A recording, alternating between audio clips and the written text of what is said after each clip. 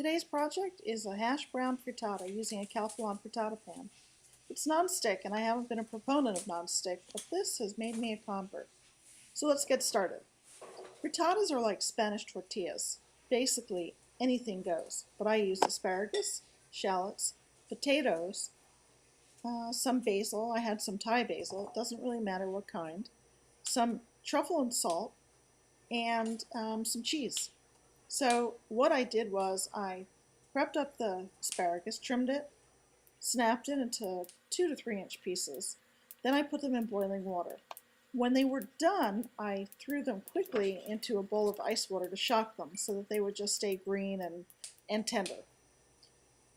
In the meantime, you want to start one side of the pan heating up the butter so that you can put your potatoes in there and start the hash brown process.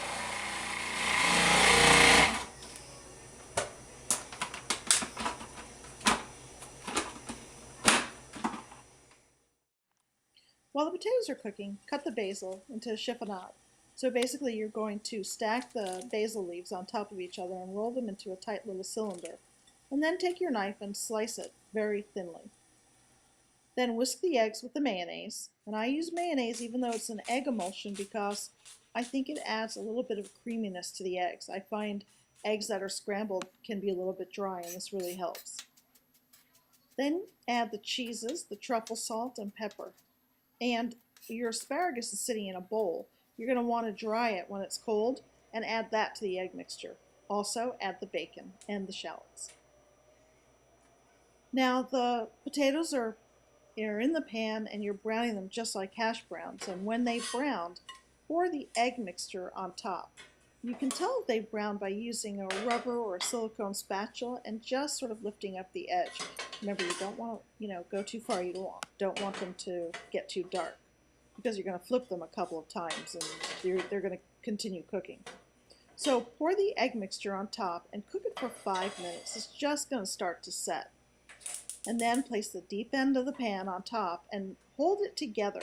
Hold the two handles together and flip the pan to cook the egg side of the frittata.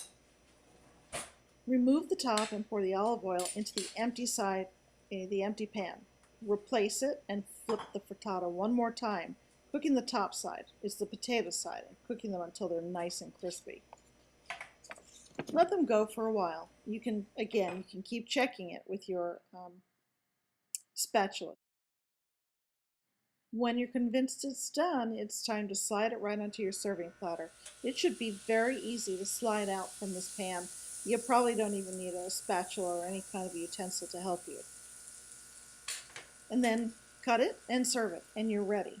Now this pan is really pretty remarkable because it allows you to flip your frittata. In the past, I've made frittatas by cooking it in a pan and then removing that pan or placing that pan into an oven to cook. This is faster and smoother, and you have more control over it. You can see what's going on.